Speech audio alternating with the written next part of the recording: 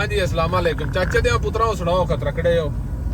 आज जनाब तारीख हो गई अल्लाह थोड़ा भला करे 13 पहले महीने की। तो शुरू करते हैं आज का विलाग शुरू करते हैं राबक तो। राबक बेगैन है सही है क्योंकि इतो साडा 7 गड्डियां दा लोड है बकरे। पिछली बारी 2 लोड कीते ते ऐतकी 3 ते असीं इंशाल्लाह सरगी निकले आ उत्थों ममनू क्रॉस करके जद्दे वाला। तो हुण जनाब असीं बिल्कुल राबक दे नज़दीक पहुंच आए हैं। जेड़े बंदे सच्चे इस मणे जानते ने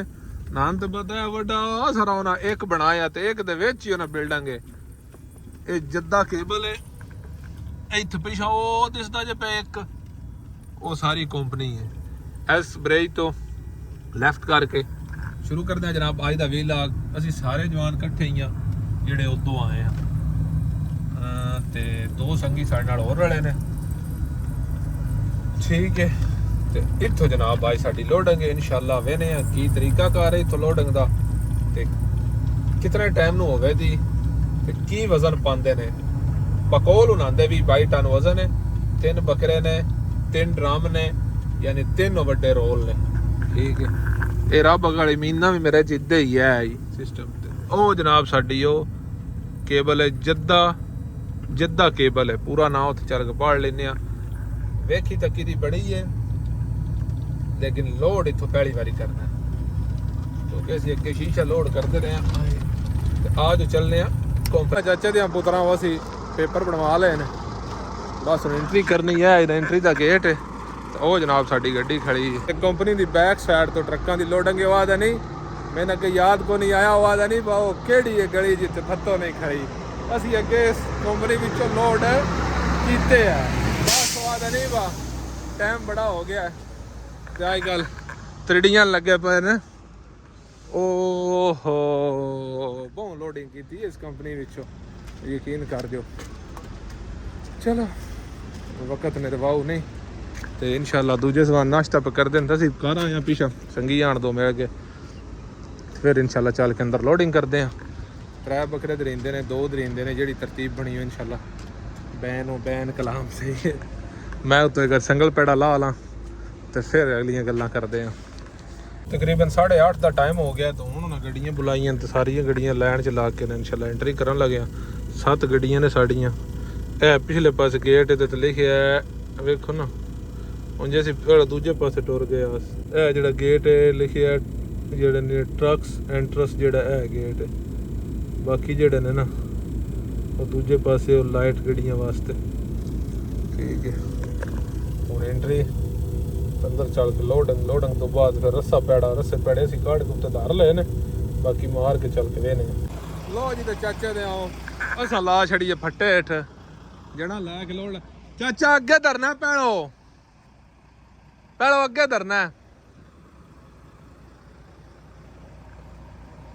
इत्थों शुरू करिए मेरा दिल है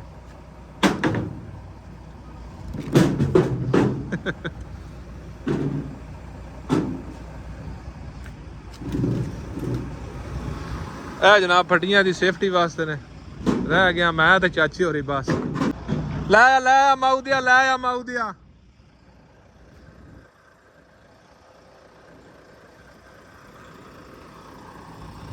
गड्डियां तकरीबन लोड हो गई ने 5 ये 6वीं है बाकी चाचे रां दी 7वीं है। ये जद्दा केबल है तो जना जनाब बकरा लै के आया इन्हां अरबी च बकरा आखी दा जनाब एक बकरा धरी गया बाकी रह गए 2 बकरे जनाब दूजा बकरा आया जो दूजा साथ में रखना दबा के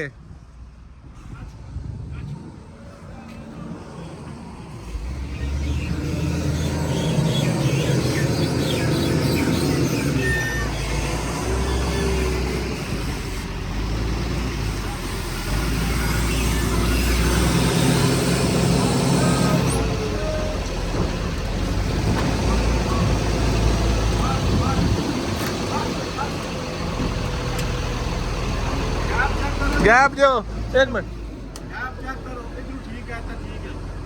नहीं नाल जोड़ना है कोने ना जुड़िया चलो ए फटी पूरी है हैं पीछे करो थोड़ी पीछे फट्टी वड्डी निकी है थोड़ा पीछे करो यार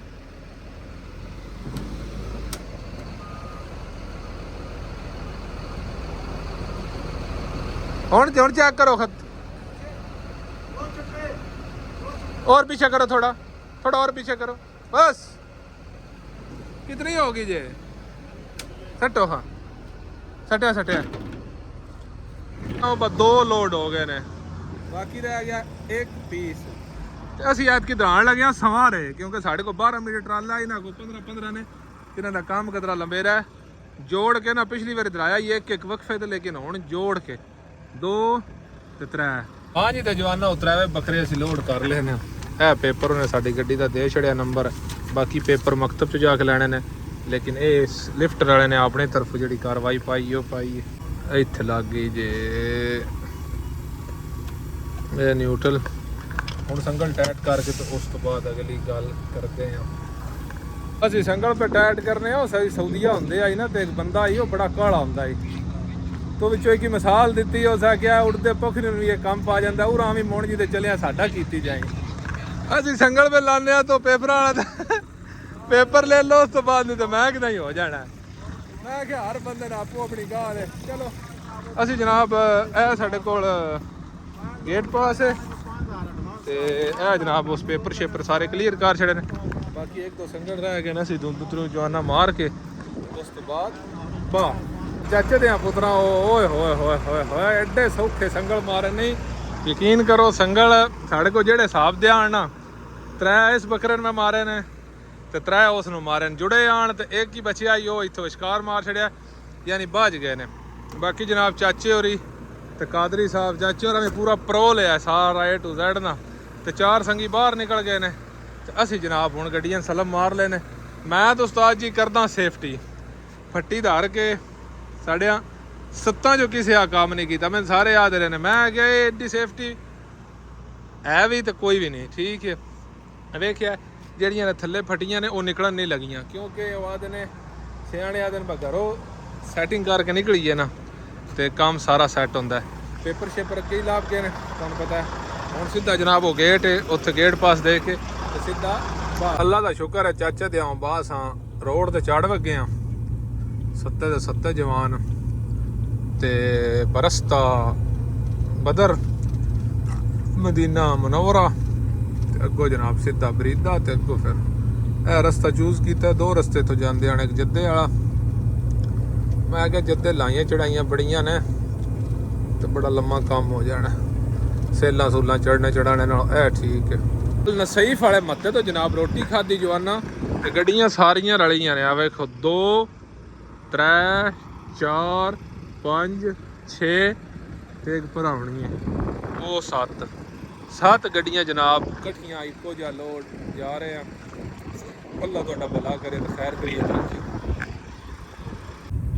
ਟੂੜ ਨਵੀਂ ਤਰੀਕ ਯਾਦ ਕੀਤੀ ਹੈ ਜਨਾਬ ਆਏ ਬਾ ਪਹਾੜਾਂ ਪੈ ਗਏ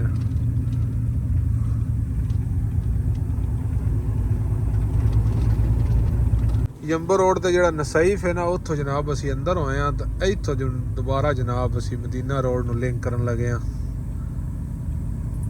ਜਿਹੜਾ ਯੰਬੋ ਤੋਂ ਆ ਰਿਹਾ ਮਦੀਨਾ ਮੁਨਵਰਾ ਜਾ ਰਿਹਾ ਉਸ ਰੋਡ ਨੂੰ ਜਨਾਬ ਅਸੀਂ ਇੱਥੋਂ ਦੁਬਾਰਾ